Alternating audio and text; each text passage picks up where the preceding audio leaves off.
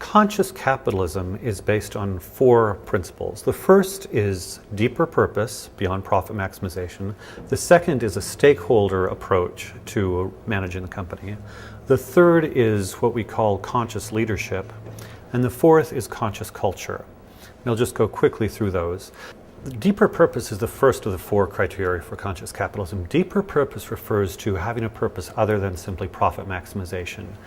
John and I realized that most entrepreneurs create a company because they love something. John loved good food, good, healthy, natural foods. Steve Jobs loves beautiful, incredible computers. Kip Tyndall, CEO of the Container Store, founding entrepreneur, loves to help people organize their lives.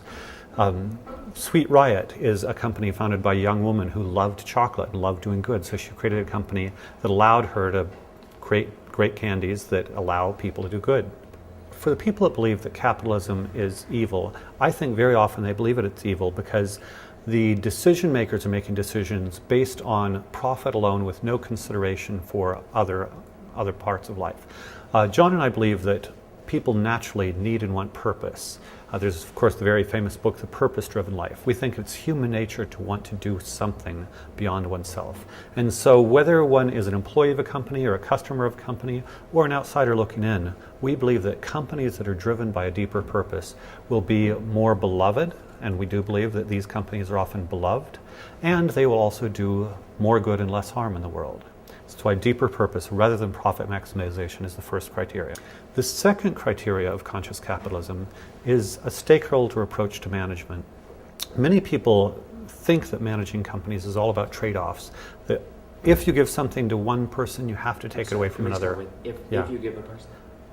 If you give something to one constituency in a company, you have to take something away from another.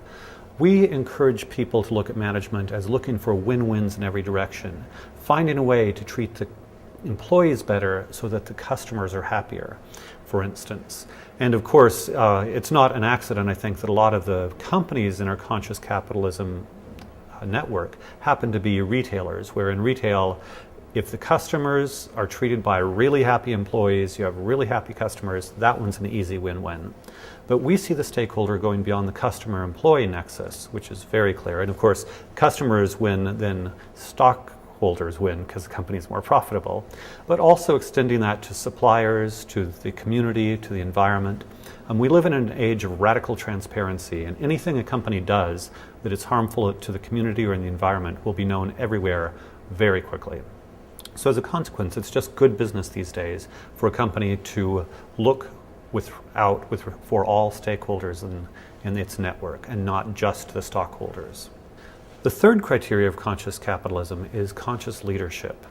And there we realized that yes, a company could have a deeper purpose and it could try to balance the concerns of all stakeholders, and it could be run by an egotistical maniac that caused a lot of damage down the road.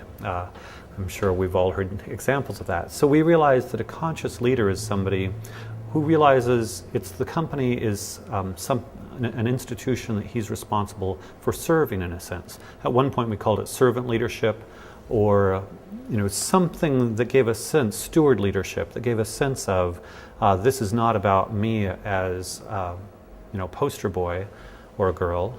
It's about me taking care of something. And again, taking us away from capitalism as, this greedy, grubby thing to, no, this is a wonderful organization that can do extraordinary good in the world as long as the leaders look at it that way. Which leads us to the fourth criterion, is conscious culture. We would like to believe that conscious leaders always create a conscious culture in the company, a culture where people are committed to the mission and vision of the company, committed to doing a good job, but also that they care about each other, they care about the well-being.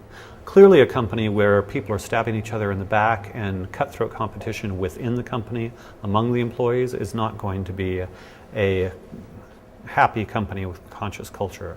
But if you want to find great employees, keep them, retain them. You want to create a culture where the meaning, the deeper purpose of the company saturates everything they do, where the conscious leadership of the CEO is something that they feel in their interpersonal relationships, where they all think in terms of looking for win-wins among stakeholders, so somebody's not in a cubicle causing harmful trade-offs unbeknownst to other people in the company. You want a culture where these three previous principles, deeper purpose, stakeholder approach to management, and a conscious leader, actually permeate the day-to-day life of everyone who's working in the company.